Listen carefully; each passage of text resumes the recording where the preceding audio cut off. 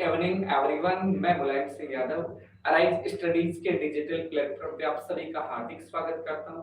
आज की live session में बहुत इंपॉर्टेंट क्वेश्चंस को लेकर अपन डिस्कस करेंगे। कल वाली क्लास में भी बहुत इंपॉर्टेंट क्वेश्चंस के साथ हम लोगों ने डिस्कस किया। तो एक बार आप सभी जो प्यारे विद्यार्थी हैं जो हमारे लाइव सेशन में जुड़ रहे हैं, सभी का वेलकम है। यहाँ यशपाल जुड़ा है अपने से, यशपाल, विकास, मीना, लोकेश, ग्रेड, सभी को नमस्कार। जल्दी से कमेंट बॉक्स में जाके आप जो है अपना जो है एक बार जो है अपनी उपस्थिति को दर्ज करवाइएगा।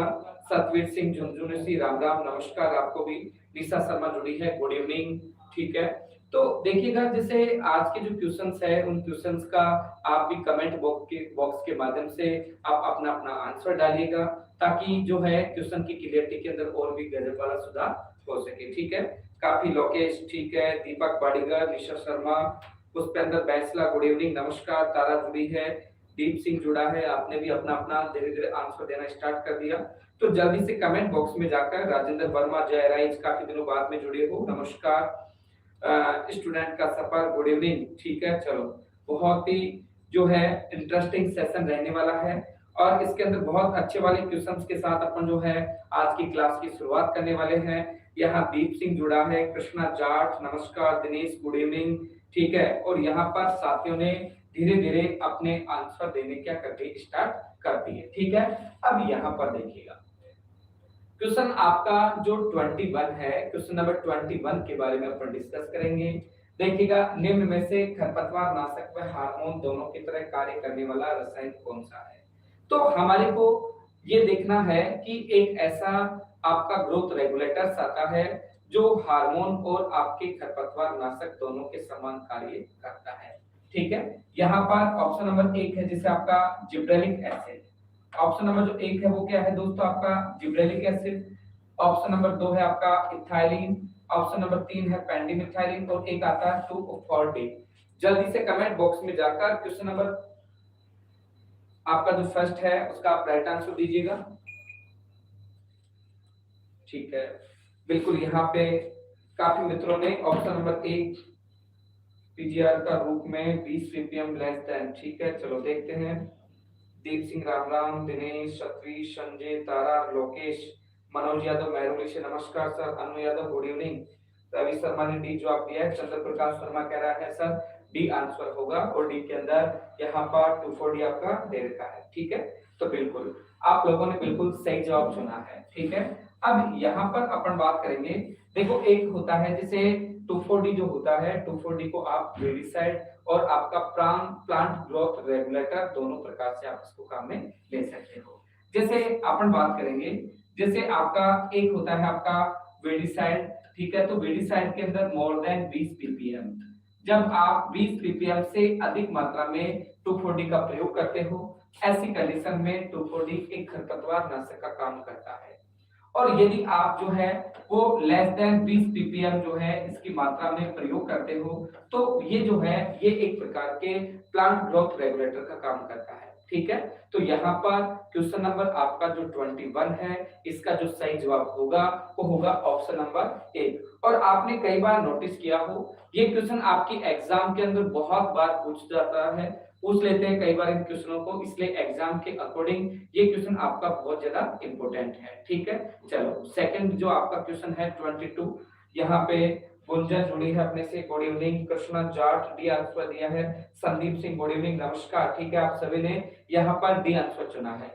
एक बार मैं आप सभी से रिक्वेस्ट करना चाहूंगा, लाइव को धीरे धीरे आप सेशन कीजिएगा, जो शेयर कीजिएगा, ताकि अपने लाइव सेशन के अंदर धीरे धीरे अपने परिवार के लोगों की संख्या बढ़ सके। ठीक है, चलो नेक्स्ट देखो, क्वेश्चन नंबर आपका जो 22 है, क्वेश्चन नंबर 22 के बारे में अपन बात करेंगे। क्वेश्चन नंबर 22 क्या कह रहा है, विश्व मौसम विज्ञान संगठन कहाँ स्थित है। ठीक है, जो आपका वर्ल्ड मेटेरोलॉजी ऑर्गेनाइजेशन है। ठीक है, तो विश्व को अपन बोलेंगे दोस्तों वर्ल्ड मेटेरोलॉजी ऑर्गेनाइजेशन जो है ये कहां पर स्थित है। ठीक है, ऑप्शन नंबर 1 है आपका नई दिल्ली में, ऑप्शन नंबर 2 है पुणे महाराष्ट्र में, ऑप्शन नंबर 3 है बेंगलोर में और एक आता है दोस्तों आपका जेनेवा स्विट्जरलैंड में। ठीक है, कमेंट बॉक्स में जाकर आप क्वेश्चन नंबर 22 का सही जवाब लिख के दीजिएगा। वर्ल्ड मेटीरियोलॉजी ऑर्गेनाइजेशन का मुख्यालय कहां पर स्थापित किया गया? ठीक है, नई दिल्ली, पुणे महाराष्ट्र, बैंगलोर, और एक आता है दोस्तों आपका जेनेवा। और जेनेवा एक्चुअल में आपके कहां पर है? जेनेवा आपके स्विट्जरलैंड में है। ठीक है, तो कमेंट बॉक्स के माध्यम से क्वेश्चन नंबर 22 का सही जवाब लिखकर आप भेजिएगा। एक्चुअल में इस क्वेश्चन का राइट आंसर क्या है? ठीक है, चलो नेक्स्ट देखिएगा। तो यहाँ पर मैं देखता हूँ, देखिए आप लोगों ने क्या जवाब दिया है। यहाँ 22 में डी लिखा है, दिनेश ने जेनेवा स्विट्जरलैंड, महिपाल चौधरी जुड़ा है, डी लिखा है। था लवस्ट ने डी लिखा है, लोकेश डी। ठीक है, राम राम नमस्कार महिपाल। ठीक है, तो जल्दी से कमेंट बॉक्स के माध्यम से जो भी विद्यार्थी अपने लाइव परिवार के अंदर हिस्सा है, जुड़ रहे हैं, वो कमेंट बॉक्स में जाकर अपने क्वेश्चन का राइट आंसर दीजिएगा। ठीक है, तो यहाँ पर बिल्कुल आपने डी लिखा है, जेनेवा स्विट्जरलैंड इसका एक्चुअल में क्या है दोस्तों? राइट आंसर है। अब यहाँ पर देखिएगा, वर्ल्ड मेटीरियोलॉजी ऑर्गेनाइजेशन जो है, वर्ल्ड मेटीरियोलॉजी ऑर्गेनाइजेशन आपका जेनेवा स्विट्जरलैंड में है। अब यहाँ पर थोड़ा अपन डिस्कस करते हैं। देखो आपके मेटीरियोलॉजी से रिलेटेड कुछ इंस्टीट्यूट है, जैसे पहला इंस्टीट्यूट है आपका Indian agriculture meteorology department. Indian agriculture meteorology department जो है, ये आपके कहां पर है? नई दिल्ली के अंदर। ठीक है, उसके बाद में दूसरा इंस्टीट्यूट है आपका आईएमडी। आईएमडी का मतलब है इंडियन मेटीरियोलॉजी डिपार्टमेंट, भारतीय कृषि मौसम विभाग। तो भारतीय कृषि मौसम विभाग नई दिल्ली में है, और भारतीय मौसम विभाग कहाँ है? आपके पुणे महाराष्ट्र। दोस्तों कृषि पर्यवेक्षक भर्ती 2021 का जो एग्जाम लगा, उस एग्जाम के अंदर यहां से क्वेश्चन आया। वो क्वेश्चन क्या था? वो क्वेश्चन ये था कि जो आईएमडी का जो प्रारंभिक मुख्यालय है वो कहां पर स्थित है? तो आईएमडी जो है, आपने देखा होगा 1875 के अंदर इसे एक्चुअल के अंदर जो कोलकाता है, कोलकाता के अंदर इसे एस्टैब्लिश किया गया, जिसको बाद में 1944 के अंदर आपके पुणे महाराष्ट्र के अंदर इसको जो है स्थापित किया गया, वहां पे इसका ट्रांसफर किया गया। तो एक्चुअल के अंदर जो क्वेश्चन पूछा, उसके अंदर बहुत सारे मित्रों ने इस क्वेश्चन को जो है, इसका जो आंसर है वो नेगेटिव किया, और उन्होंने उसका आंसर क्या कर दिया? पुणे महाराष्ट्र में। जबकि इसकी स्टार्टिंग जो एस्टैब्लिश जो स्टेट था वो कौन सा था? आपका कोलकाता, जो आपके वेस्टर्न बंगाल में स्थित है। ठीक है, तो क्वेश्चन नंबर आपके 22 का जो सही जवाब है, वो सही जवाब है दोस्तों आपका, वो है आपका जेनेवा स्विट्जरलैंड। चलो नेक्स्ट देखते हैं, क्वेश्चन नंबर आपका जो थर्ड है ना, 23 है, वहां पर देखिएगा।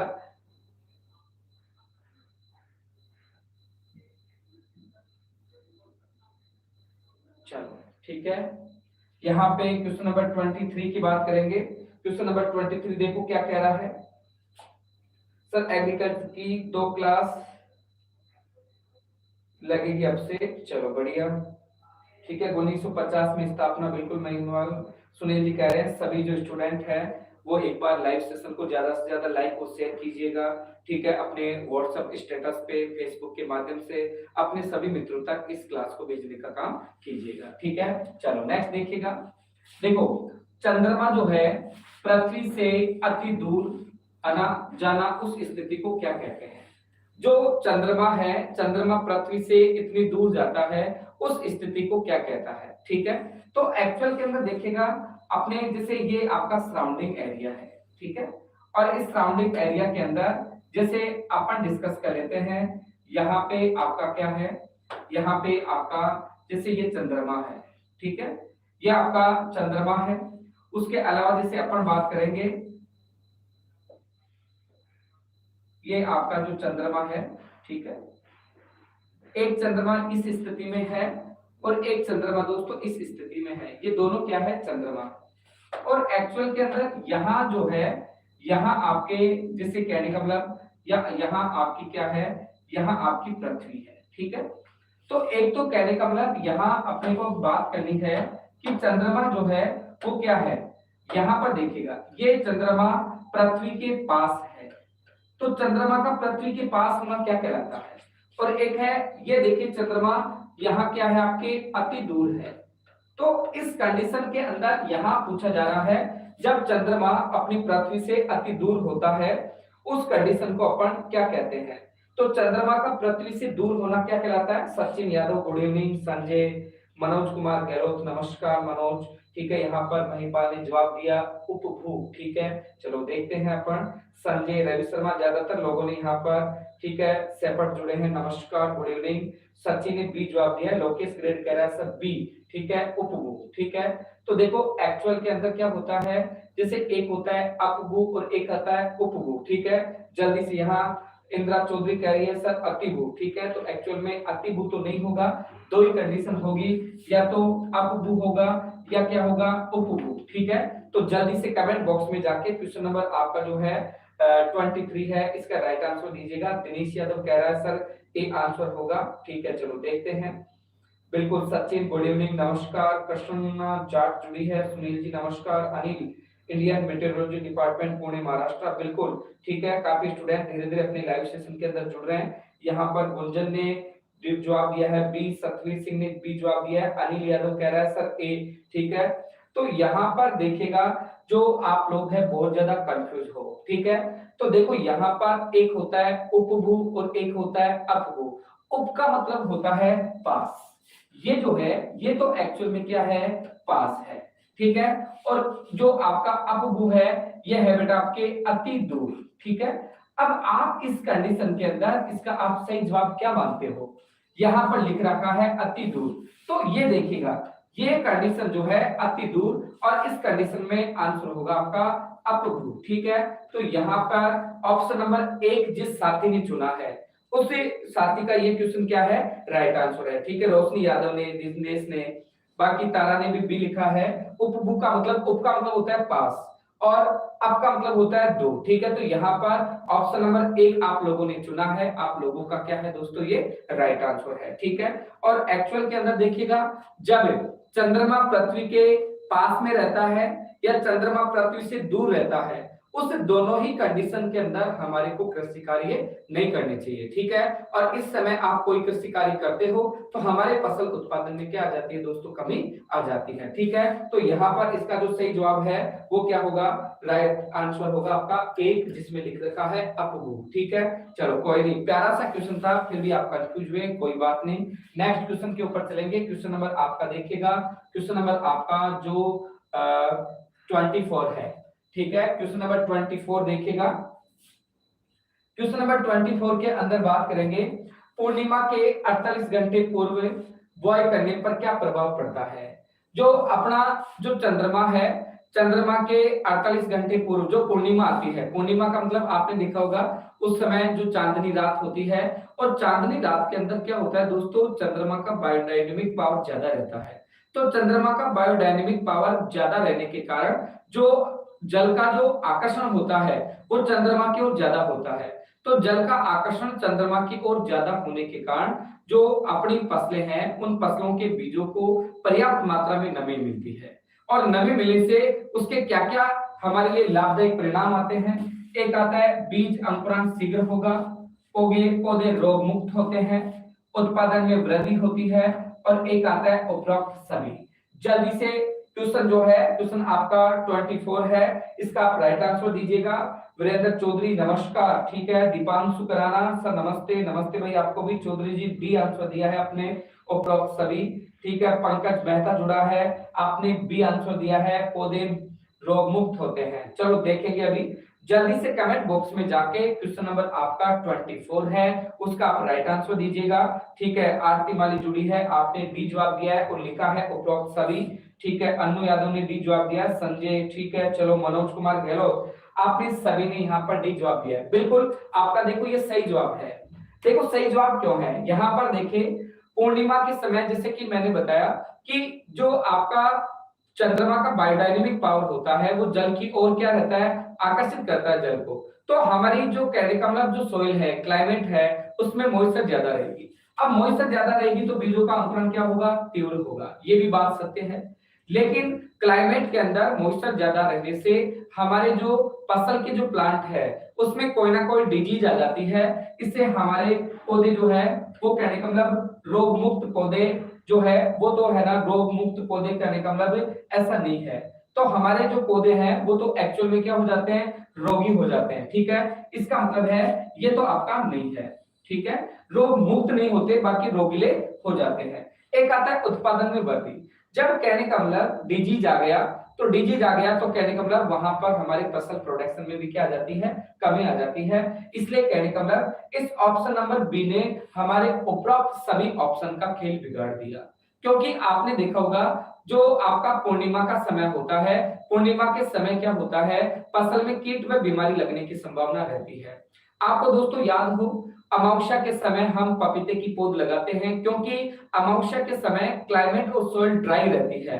तो क्लाइमेट और सोइल ड्राई रहने के कारण जो पपीते के प्लांट है उसमें किसी प्रकार का डिजीज का डर नहीं रहता, इसलिए अपन अमावस्या के समय अपन क्या करते हैं, पपीता के पौध लगाते हैं। तो यहाँ तो रोगमुक्त पौधे तो नहीं हो सकता, तो इसे डी जो बी है, इस बी ने डी ऑप्शन का खेल बिगाड़ दिया।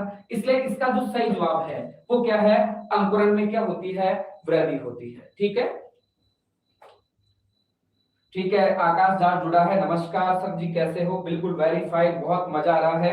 ठीक है, जल्दी से यहाँ पे संजय ने ए जवाब दिया है, रवि शर्मा ने ए जवाब दिया है, महिपाल ने डी लिखा है। ठीक है, तो एक्चुअल के अंदर चलो डी आपका मानते हैं, लेकिन वहां पूर्णिमा के समय रोगीले प्लांट जो है वो ज्यादा होते हैं, इसलिए अपन जो है उपरोक्त सभी न करके इसका आंसर नंबर 1 जो है वो क्या है, राइट आंसर है। देखो कई बार क्या होता है सर, एग्रीकल्चर हमारी बहुत अच्छी तरह आती है, लेकिन एक्चुअल के अंदर एग्रीकल्चर में भी अपन लोग जो है कभी क्वेश्चंस को कंप्लीट तरीके से अच्छी तरीके से पढ़ते नहीं है, और ऐसी कंडीशन में हमारा जो क्वेश्चन है वो नेगेटिव हो जाता है। इसलिए मेरी आपसे यही रिक्वेस्ट है कि कभी भी एग्रीकल्चर का जो क्वेश्चन है उसको धैर्य के साथ पढ़ने की आवश्यकता है, और आप धैर्य के साथ पढ़ोगे आपका 100% जो है वो क्वेश्चन आपका राइट जाएगा, कभी नेगेटिव होने की संभावना नहीं रहेगी। ठीक है, तो यहाँ पर जो है दीपांशु कह रहा सर एग्रोनॉमी पढ़ाओ, बिल्कुल ये एग्रोनॉमी से रिलेटेड पार्ट है आपका, ऑर्गेनिक फार्मिंग जो चैप्टर है उसी से ये क्वेश्चन है मेरे दोस्त। ठीक है, मुकेश दादी जुड़ा है, नमस्कार। ठीक है,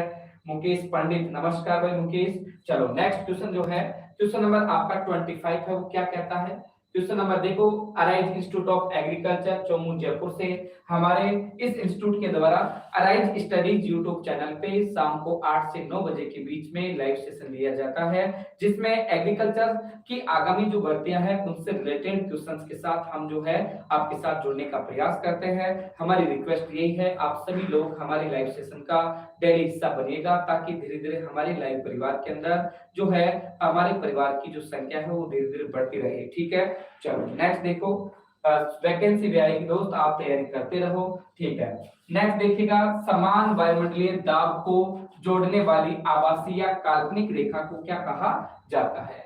आपने देखा होगा ये क्वेश्चन, आपने यदि पुराने पेपर में देखा हो जेट आपका सुपरवाइजर, तो आपको ये क्वेश्चन वहां पर देखने को मिलेगा, और ये काफी चर्चा का क्वेश्चन है, कई बार आपके एग्जाम के अंदर ये आता है। तो समान वायुमंडलीय दाब को मापने वाली या जोड़ने वाली जो काल्पनिक रेखा है उस काल्पनिक रेखा का क्या नाम है?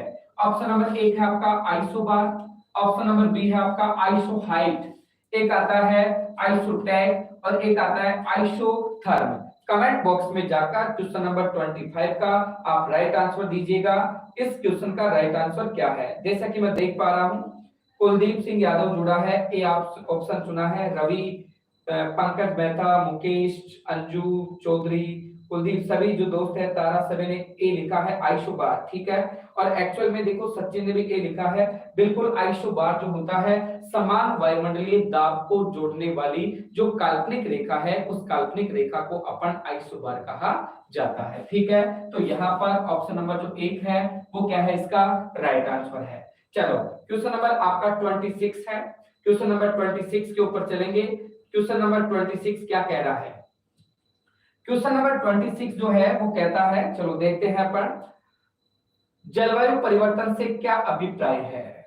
जो आपने देखा होगा हमारा जो क्लाइमेट जो परिवर्तन होता है उस क्लाइमेट परिवर्तन से हमारा क्या अभिप्राय है? ठीक है, साप्ताहिक मौसम में बदलाव। ठीक है, ऑप्शन नंबर ये कह रहा है जो सप्ताह से हमारा वेदर जो एक्सचेंज होता है उसे अपन क्लाइमेट कहते हैं, ऐसा तो नहीं है। एक मासिक मौसम में बदलाव, ऑप्शन नंबर 3 है दैनिक मौसम में बदलाव, और एक आता है लंबे समय, मोर देन 30 ईयर। ठीक है, कि मौसम में जो बदलाव है उसको जलवायु कहा जाता है। और बहुत प्यारा क्वेश्चन है, आपकी पिछली एग्रीकल्चर सुपरवाइजर की एग्जाम के अंदर भी ये क्वेश्चन पूछ लिया गया है शायद 2018 के अंदर। तो एक्चुअल में जलवायु जो है आपका वर्ल्ड मीटेरोलॉजी ऑर्गेनाइजेशन जो कि हमने अभी पहले पढ़ा, उस वर्ल्ड मीटेरोलॉजी ऑर्गेनाइजेशन के अकॉर्डिंग हमारा जो क्लाइमेट है वो मोर देन 31 ईयर, लगभग 31 वर्षों से भी अधिक जो मौसम का जो एक एवरेज है, मौसम का एक औसत है, उस मौसम के औसत को एक्चुअल के अंदर अपन क्या कहेंगे, उसे अपन जो है वो क्लाइमेट कहा जाता है। तो यहाँ पर ऑप्शन नंबर जो 4 है वो बिल्कुल आपका क्या है दोस्तों, राइट आंसर है। ठीक है, बिल्कुल मैं देख पा रहा हूँ आप सभी ने ऑप्शन नंबर, काजल वर्मा गुड इवनिंग, कुलदीप ने डी लिखा है, आरती, अंजू, ठीक है सभी ने, यहाँ पे मुकेश सर मैं सुपरवाइजर में हूँ, बहुत बहुत मुकेश, बिल्कुल जान गया मैं, कुलदीप सिंह ने डी लिखा है।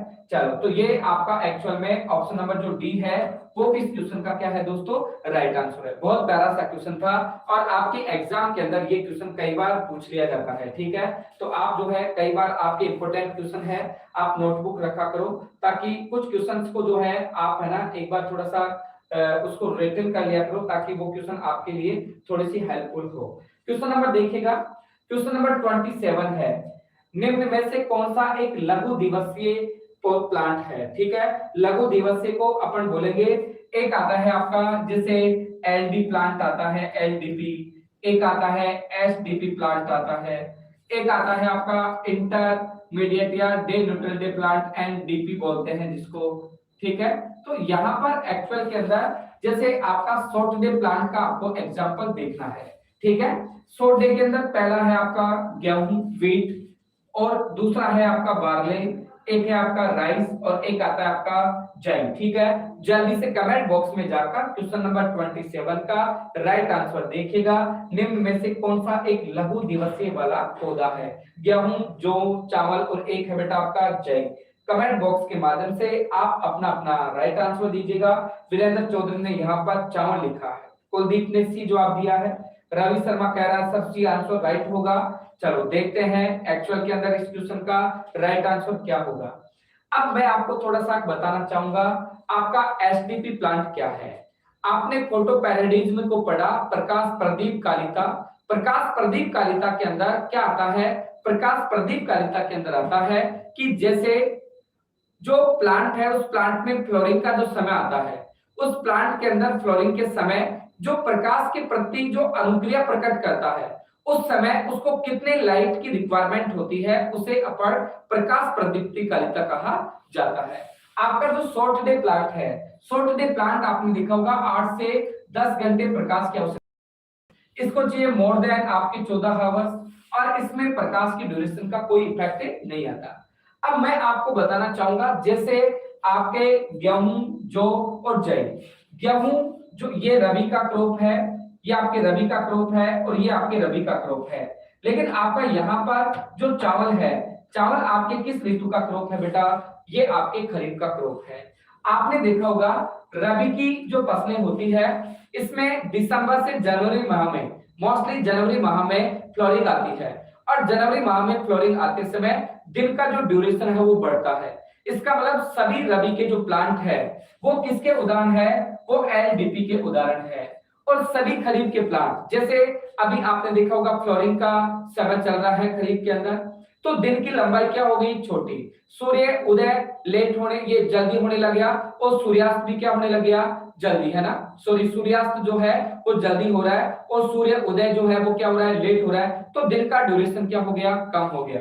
तो ऐसी कंडीशन में सभी खरीफ के जो प्लांट हैं वो किसकी श्रेणी में आते हैं बेटा, वो आते हैं एसडीपी की श्रेणी के अंदर आते हैं। ठीक है, तो यहाँ पर क्वेश्चन नंबर आपका जो 27 था, 27 के अंदर यदि आप लोगों ने ऑप्शन नंबर सी चुना है, ठीक है, आप सभी लोगों का क्या है, ये राइट आंसर है। ठीक है, चलो नेक्स्ट क्वेश्चन जो है आपका 28 जो क्वेश्चन है वो देखिए क्या कह रहा है। ठीक है, क्वेश्चन नंबर 28 जो है वो कह रहा है काली कपास वाली मृदाओं का गण कौन सा है। जो काली कपास वाली मृदा है आपने देखा होगा कॉटन के लिए सुटेबल सॉइल जो है वो कौन सा है, ब्लैक सॉइल, और वो ब्लैक सॉइल जो है वो किस ऑर्डर के अंदर सम्मिलित है। यहाँ पर ऑप्शन नंबर 1 है आपका एंटीसॉल, ऑप्शन नंबर आपका जो बी है एरिडोसोल, ऑप्शन नंबर 3 है आपका वर्टिसोल और ऑप्शन नंबर 4 है दोस्तों आपका एल्पिसोल। जल्दी से आप भी अपने कमेंट बॉक्स के माध्यम से क्वेश्चन नंबर आपका जो 28 है उसका राइट आंसर दीजिएगा। जो आपका ब्लैक सोइल है वो किस ऑर्डर के अंदर सम्मिलित है, ठीक है। यहाँ पर काफी लोगों ने, तनु सैनी ने यहाँ पर सी जवाब दिया है, वर्टिसोल, ठीक है। सुरेश ग्रेड ने सी जवाब दिया है, वीर प्रकाश तिवारी ने सी जवाब दिया है, ठीक है। काजल वर्मा यहाँ पर ए जवाब दे रही है, तारा ने सी जवाब दिया वर्टिसोल। चलो देखते हैं इस क्वेश्चन का। दिनेश वर्टिसोल, ठीक है। काफी वीरेंद्र ने सी जवाब दिया है, दीपांशु कराना सी। तो एक्चुअल में देखो ये बिल्कुल आपका 100% आपने जो सी चुना है वो क्या है, आपका राइट आंसर है, ठीक है। तो वर्टिसोल राजस्थान के, चलो मैं आपसे कमेंट बॉक्स के माध्यम से मेरे क्वेश्चन का राइट आंसर दीजिएगा। राजस्थान के किस रीजन के अंदर वर्टिसोल सॉइल पाई जाती है? जल्दी से कमेंट बॉक्स में जाके आप आंसर दीजिएगा। राजस्थान के किस रीजन के अंदर, किस क्षेत्र के अंदर वर्टिसोल सॉइल पाया जाता है? मैं आपके क्वेश्चन का इंतजार कर रहा हूं। जल्दी से मेरे क्वेश्चन का मौखिक मैंने क्वेश्चन आपसे पूछा है, राजस्थान के किस क्षेत्र के अंदर वर्टिसोल सॉइल का जो ऑर्डर है वो पाया जाता है, ठीक है। जल्दी से यहाँ पे वीर प्रकाश सेपाट वर्टिसोल, वीरेंद्र ने सी जवाब दिया है। चलो अच्छी बात है, सभी का सी जवाब है और सी के अंदर वर्टिसोल लिखा हुआ है।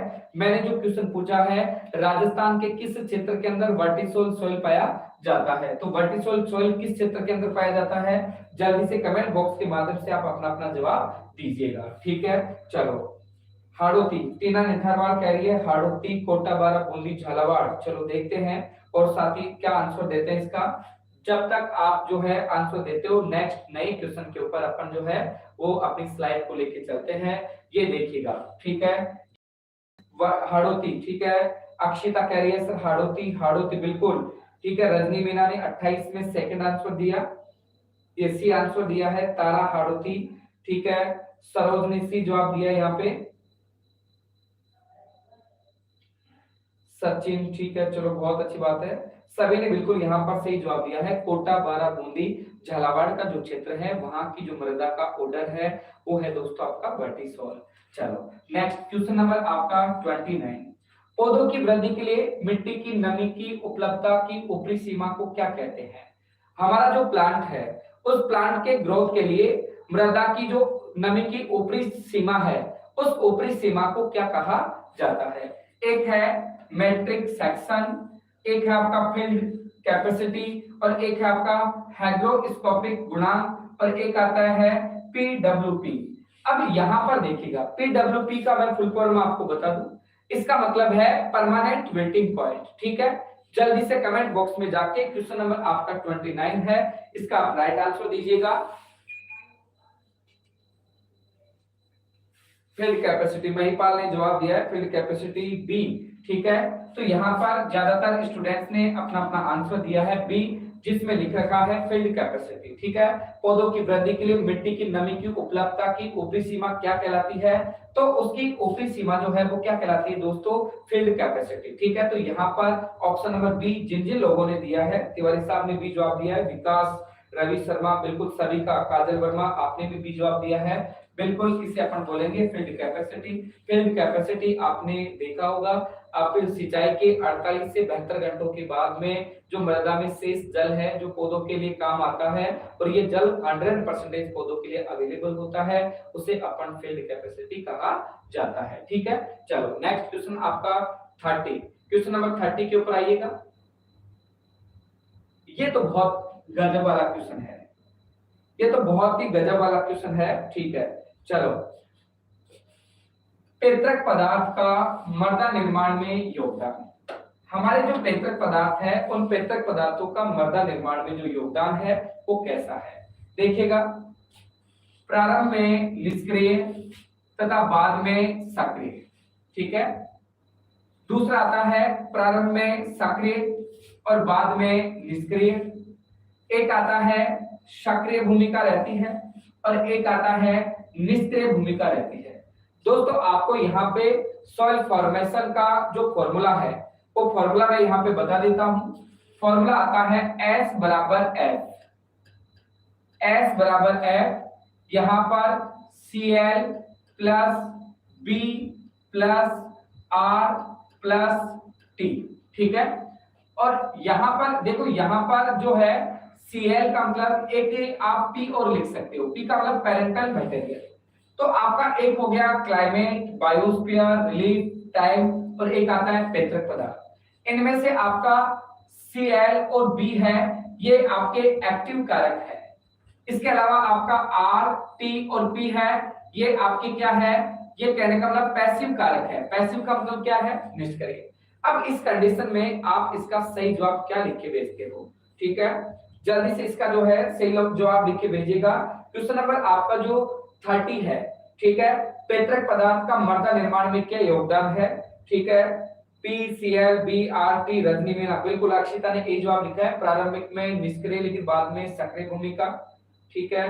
पैसिव रोल, ठीक है, पैसिव का मतलब निष्क्रिय। एक आता है रवि शर्मा ने बी लिखा है, प्रारंभ में सक्रिय बाद में निष्क्रिय, ऐसा तो नहीं है। सेपट ने 30 के अंदर बी लिखा है, प्रारंभ में सक्रिय बाद में निष्क्रिय। चलो ठीक है, रजनी मीना ने यहाँ पर बी लिखा है। चलो कमेंट बॉक्स के माध्यम से धीरे धीरे आप जो है अपना राइट आंसर डालिएगा।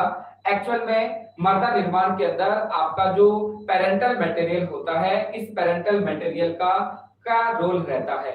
ये एक्टिव कारक है या पैसिव कारक है, या प्रारंभिक में एक्टिव और बाद में पैसिव, या प्रारंभिक में पैसिव और बाद में एक्टिव। चारों ऑप्शन आपके सामने दे रखे हैं, ठीक है। तो यहाँ पे सही जवाब का मैं इंतजार कर रहा हूँ, ठीक है। यहाँ पर डी जवाब दिया है, निष्क्रिय भूमिका, तिवारी ने।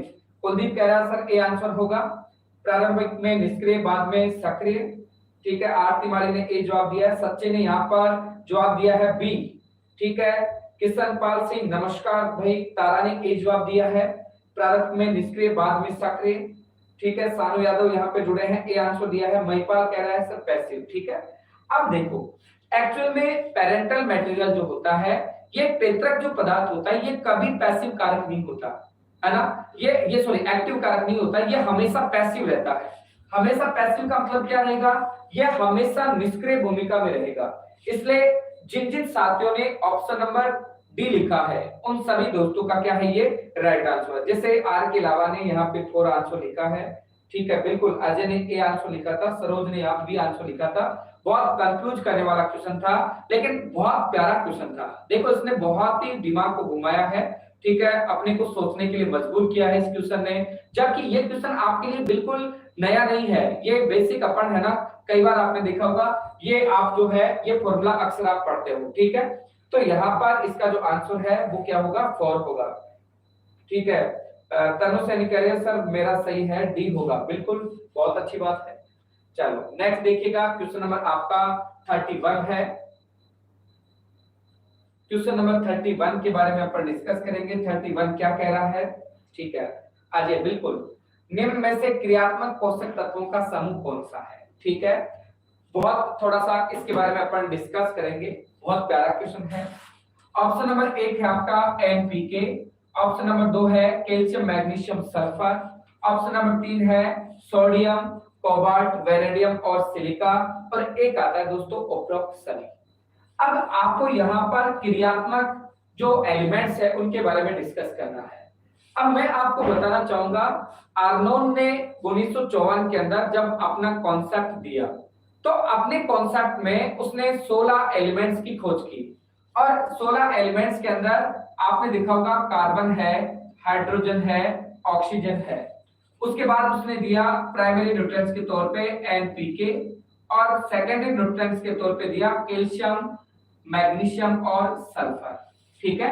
उसके बाद में जैसे फेरस, एक था आपका manganese, copper, zinc, molybdenum, boron, chlorine और निकेल। ये निकेल जो है, सॉरी निकेल को तो आप हटा दो। इस प्रकार से देखो 3 तो ये है, 3 ये है, 3 ये है, और 8 आपके एलिमेंट्स ये है। इस प्रकार से कहने का मतलब आपके जो है 7, सॉरी पहले 7 थे, तो ये एक्चुअल के अंदर आपके जो 16 न्यूट्रिएंट्स है, ठीक है। ये 16 न्यूट्रिएंट्स की खोज किसने की, ये की आपके आर्नोन ने। लेकिन आपने देखा होगा निकोलसन 1961 के अंदर आया, और उसने 4 एलिमेंट दिए। वो 4 एलिमेंट देखो कौन कौन से थे। वो 4 एलिमेंट थे आपका सोडियम, आपका सिलिकॉन, एक आपका वेनेडियम, और एक आता है कोबाल्ट। तो ये 4 एलिमेंट्स जो है 16 और 4 कितने हो गए, 20। उसके बाद ब्राउन और साथी आए और उसने निकिल को 17वें तत्व के रूप में दिया, ठीक है। तो एक्चुअल के अंदर क्रियात्मक एलिमेंट कौन सा है, सोडियम, कोबाल्ट, वेनेडियम और कौन सा है, सिलिकॉन। तो यहाँ पर यदि आप ऑप्शन नंबर सी का चुनाव करते हो तो आपका ये क्वेश्चन क्या है, राइट आंसर है। ऑप्शन नंबर जो सी है वो बिल्कुल, यहाँ महिपाल ने लिखा है सोडियम, कोबाल्ट, वेनेडियम और सिलिका, ठीक है। ठीक है, बिल्कुल बिल्कुल रजनी बिना कह रही है MN, copper, zinc, molybdenum, boron, ये आपके माइक्रो न्यूट्रिएंट्स के एग्जांपल है, ठीक है। तो यहाँ पर जो 31 है, 31 के अंदर आपका जो सही जवाब है वो सही जवाब है दोस्तों आपका ऑप्शन नंबर सी। बहुत प्यारा क्वेश्चन था ये, अच्छा लगा और एग्जाम के दृष्टिकोण से भी ये बहुत अच्छा क्वेश्चन है, ठीक है। बिल्कुल यहाँ मैं देख पा रहा हूँ सभी लोगों ने ग्रेड, सभी ने बिल्कुल अनिल, सभी जो है यहाँ पर ऑप्शन नंबर सी के ऊपर जो है वो आपका आपने अपना मत दिया और बिल्कुल आपका क्या है, ये राइट आंसर है, ठीक है। चलो नेक्स्ट क्वेश्चन नंबर आपका 32 है, उसके ऊपर अपन डिस्कस करेंगे।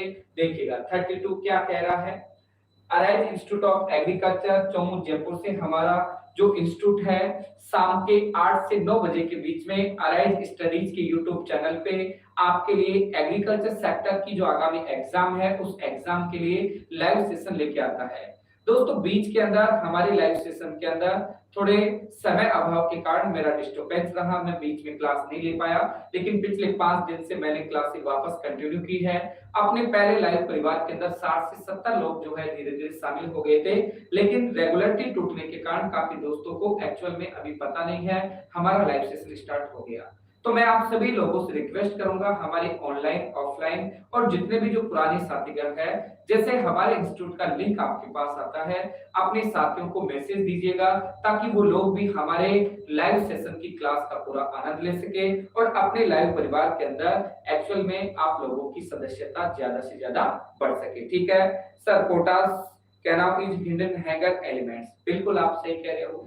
पोटास क्या है, कई बार क्या होता है अपनी कमी के लक्षणों को प्रकट नहीं करता, इसे अपन छुपी हुई भूख या हिडन हैगर के नाम से अपन जानते हैं, ठीक है। चलो क्वेश्चन नंबर आपका जो 32 है, हिडन हैगर जो एलिमेंट्स है वो कौन सा है, बिल्कुल आपने जवाब दे दिया, मैं आपसे डिस्कस कर रहा था आपने जवाब दिया। आपने देखा यहाँ नाइट्रोजन, पोटास, फास्फोरस और एक आता है दोस्तों कैल्शियम। आप लोगों ने बिल्कुल सभी ने यहाँ पे आपने जवाब दे दिया पोटास। देखो हिडन हैगर क्या होता है, जैसे मैंने अभी बताया कि अपने प्लांट के अंदर पोटास की कमी होने के बावजूद हमारा जो प्लांट है वो पोटास की कमी के लक्षणों को प्रकट नहीं करता। तो लक्षणों को प्रकट नहीं करता उस कंडीशन को अपन बोलते हैं हिडन। हिडन का मतलब होता है छुपा हुआ और हैंगर का मतलब क्या होता है दोस्तों, भूख। तो छुपी हुई भूख जो है वो किस प्लांट के या किस एलिमेंट्स के जो है वो विशेषता है, पोटास, ठीक है। चलो मैं देखता हूं यहाँ पे बिल्कुल आपने सभी कुलदीप, काजल, तिवारी, अजय, वीरेंद्र, रजनी, ठीक है, सभी ने यहाँ पर भी लिखा है, बिल्कुल दिनेश, बिल्कुल तनु सैनी ने, यहाँ सानू यादव, सभी ने, पंकज मेहता, सीताराम गुर्जर, नमस्कार, ठीक है। आज ही मैं भी ही आया हूँ, बिल्कुल वेलकम है सीताराम जी आपका। विकास, लग्जरी एलिमेंट्स भी यही होता है, लग्जरी कंपनसेशन जो होता है वो भी एक्चुअल में आपका पोटास होता है। इसके अलावा आपने देखा होगा ट्रैफिक पुलिस जो होता है, ट्रैफिक पुलिस भी आपका पोटास होता है। ट्रैफिक पुलिस का मतलब है स्टोमेटा का ओपन होना, स्टोमेटा का बंद होना। तो स्टोमेटा का ओपन होना और बंद होना दोनों एक्चुअल के अंदर किसके ऊपर डिपेंड करते हैं, ये डिपेंड करते हैं प्रकाश के ऊपर, ये आपके पोटास के ऊपर, और उसके आधार पे वाष्पीकरण या वाष्पोत्सर्जन की प्रोसीजर अपने प्लांट के अंदर होती है, ठीक है। ठीक है, चलो की ऑफ लाइफ है ना। देखो धीरे धीरे आप लोगों के सहयोग से हमारे साथियों की संख्या लगातार बढ़ रही है, ठीक है। चलो बहुत अच्छा लग रहा है, बहुत प्यारा आपका रेस्पॉन्स आ रहा है। देखो अमोनियम क्लोराइड का अम्लता तुल्यांक कितना होता है, ठीक है। हमारा जो अमोनियम क्लोराइड है, अमोनियम क्लोराइड का अम्लता जो तुल्यांक है वो कितना होता है। ऑप्शन नंबर 1 है आपका 148, 2 है 128, एक है 110 और एक आता है दोस्तों 93। कमेंट बॉक्स में जाकर क्वेश्चन नंबर आपका 33 है, इसका राइट आंसर दीजिएगा। बहुत अच्छा क्वेश्चन है, आपने देखा होगा आपके पुरानी एग्जाम में आजकल इस प्रकार के क्वेश्चन आते हैं और मैं बताऊंगा आपको आपकी पुरानी एग्जाम में यहां से कौन सा क्वेश्चन आया है। बस आप कमेंट बॉक्स में जाकर इस क्वेश्चन का राइट आंसर दीजिएगा। रजनी मीना ने जवाब दिया है सर 128, तनु सैनी ने बी जवाब दिया है, विकास जुड़ा है अपने से, बी जवाब दिया है, कृष्णपाल सिंह, अक्षिता, राशि, ठीक है, काजल, सुरेश, शेफर्ड, दिनेश, रजनी, रोशनी, हाँ बिल्कुल सभी ने यहाँ पर जवाब दिया है, वो है आपका 128। अमोनिया क्लोराइड आपने देखा होगा, जैसे निर्जल अमोनिया में नाइट्रोजन 82, अमोनिया क्लोराइड में 26, अमोनिया घोल में 25 और अमोनिया सल्फेट में 20। अब आपने देखा होगा ये आपका जो निर्जल अमोनिया है, निर्जल अमोनिया का अम्लता जो तुल्यांक है वो कितना है आपका 148, और ये आपको जो दिखाई दे रहा है ये एक्चुअल में अमोनियम सल्फेट का अम्लता तुल्यांक है। और आपने पुराना पेपर देखा हो कृषि पर्यवेक्षक का, उसमें आपको बाकायदा क्लियर दे रखा है अमोनिया सल्फेट का अम्लता तुल्यांक कितना होता है। तो अमोनिया सल्फेट का जो अम्लता तुल्यांक है वो कितना होता है, वो होता है आपका 110, ठीक है।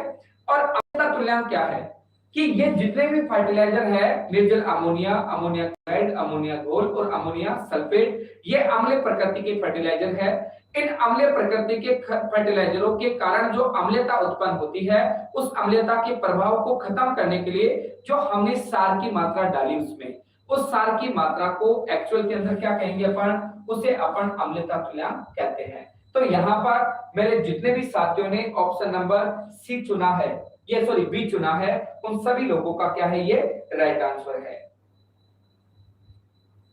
अनिल जी कह रहे हैं हाईएस्ट इक्विवेलेंट एसिडिटी जो है वो आपके जो है वो किसकी होती है, वो होती है आपके निर्जल अमोनिया की, एनहाइड्राइज जिसको अपन बोलते हैं, बिल्कुल ठीक है। अमोनिया सल्फेट 110 बिल्कुल सही है आपका, बहुत प्यारा क्वेश्चन था, अकॉर्डिंग टू आपके एग्जाम क्वेश्चन था ये। चलो नेक्स्ट देखिएगा, क्वेश्चन नंबर आपका जो देखिएगा 34 है, वो क्या कह रहा है। क्वेश्चन नंबर 34 के अंदर अपन डिस्कस करेंगे आलू, तंबाकू, गन्ना आदि की फसलों के लिए किस तत्व के प्रति संवेदनशील है। हमारी जो है जैसे आलू है आपके, तंबाकू है, गन्ना है, ये तीनों क्रॉप जो है ये किस तत्व के प्रति क्या है, संवेदनशील है।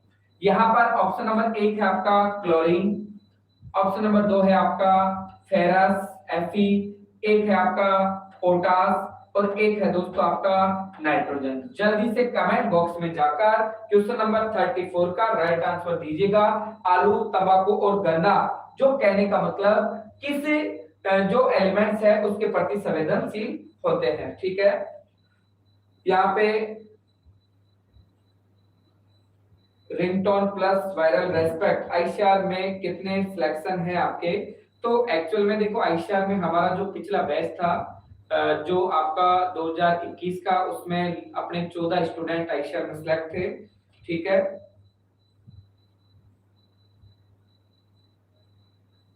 बिल्कुल यहाँ पर पोटास, ठीक है, कुछ लोगों ने पोटास लिखा है, यहाँ सी भी आया है। चलो देखते हैं सी, ठीक है, तारा ने ए लिखा है क्लोरीन, रजनी मीना ने पोटास लिखा है। चलो देखो काजल वर्मा कह रही है सर 100% सी आंसर होगा। चलो देखते हैं, अलग अलग जो है आपने आंसर दिया है, लेकिन ये क्वेश्चन जो है ना बहुत अच्छा वाला क्वेश्चन है, और ऐसे क्वेश्चन जो है कई बार आपको एग्जाम में टकराते हैं, आप जो है कंफ्यूज होते हैं क्लोरीन आंसर किया जाए या पोटास आंसर किया जाए।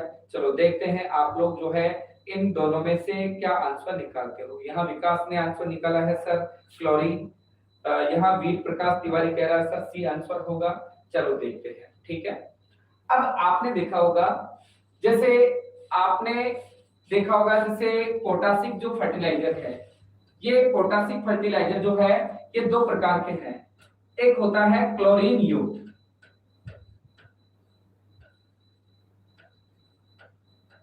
क्लोरीन युक्त, और एक होता है क्लोरीन रहित। एक कौन सा होता है, क्लोरीन रहित। यहां पर देखिएगा म्यूरेट ऑफ पोटास, जिसका दूसरा नाम है KCl, और यहां होता है सल्फेट ऑफ पोटास।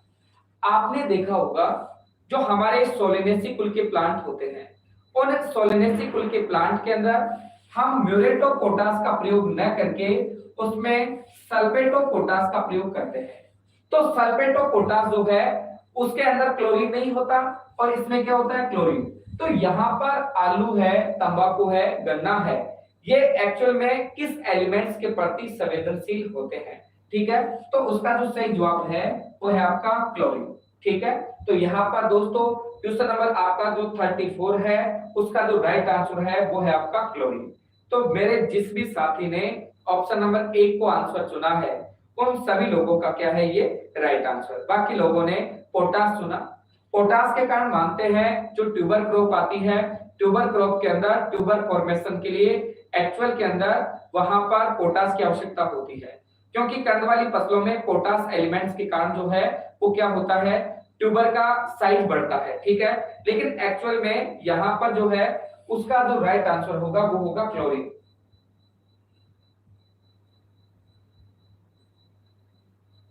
ठीक है,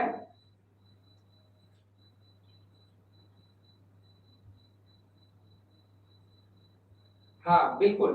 तो देखो जैसे यहाँ पे कहने का मतलब आपने देखा होगा जैसे तंबाकू है, तंबाकू में यदि क्लोराइड का अपन प्रयोग करेंगे, क्लोरीन का, तो पत्ती की जो बर्निंग कैपेसिटी होती है, पत्ती की जो जलने की क्षमता होती है उसकी बर्निंग कैपेसिटी की क्वालिटी को खत्म करता है।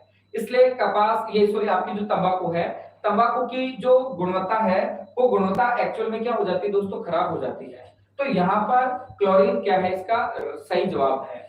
नेक्स्ट अपन 35 के ऊपर अपन डिस्कस करेंगे। क्वेश्चन नंबर 35 क्या कह रहा है, क्वेश्चन नंबर देखिएगा 35 जो कह रहा है नाइट्रोजन का सबसे सस्ता स्रोत कौन सा है? तो हमारा जो नाइट्रोजन है, इस नाइट्रोजन का जो सबसे सस्ता जो स्रोत है वो कौन सा है? एक है आपका नाइट्रेट, एक है आपका अमोनियम, एक है आपका एमाइड और एक है उपरोक्त में से कौन सी? कमेंट बॉक्स में जाकर आप भी दर्शाइएगा एक्चुअल में आपके नाइट्रोजन का सबसे अच्छा स्रोत कौन सा है। ठीक है, तो नाइट्रोजन का सबसे अच्छा स्रोत नाइट्रेट, अमोनियम, एमाइड और एक है उपरोक्त में से कोई नहीं। जल्दी से चलो ठीक है, जल्दी से कमेंट बॉक्स में जाकर आप क्वेश्चन नंबर, ठीक है काजल वर्मा कह रहे सर क्वेश्चन फास्ट करवाइए, क्वेश्चन फास्ट करवाएंगे जल्दबाजी में भागेंगे कोई मतलब नहीं है, तो आप थोड़ा धैर्य से बिल्कुल पढ़ते रहे। ठीक है, नाइट्रोजन का सबसे सस्ता स्रोत जो है, देखो नाइट्रेट के अंदर आता है, नाइट्रेट में सोडियम नाइट्रेट और एक आता है कैल्शियम नाइट्रेट। अमोनियम के अंदर आता है आपका निर्जल अमोनिया, अमोनिया क्लोराइड, अमोनिया घोल और अमोनिया सल्फेट। और एमाइड में आता है यूरिया और एक आता है आपका कैल्शियम साइनाइड। तो इनमें से सबसे सस्ता जो स्रोत है वो कौन सा है? ठीक है, सबसे सस्ते स्रोत की अपन बात करेंगे। सबसे सस्ता जो स्रोत है यहाँ पर सी, एमाइड फ्रॉम। ठीक है, तारा ने सी लिखा है, काजल ने सी लिखा है, विकास सी, अक्षिता सी, ज्यादातर जो स्टूडेंट है उन्होंने आंसर जो लिखा है वो लिखा है बिल्कुल एमाइड। और एक्चुअल में क्वेश्चन नंबर 35 का जो राइट आंसर है वो क्या है दोस्तों आपका, वो है आपका एमाइड। नाइट्रोजन का सबसे सस्ता जो स्रोत है वो कौन सा है? एमाइड। चलो नेक्स्ट जो है 36 नंबर जो क्वेश्चन है वो देखिएगा, मोलिब्डेनम पौधों को किस पीएच पर उपलब्ध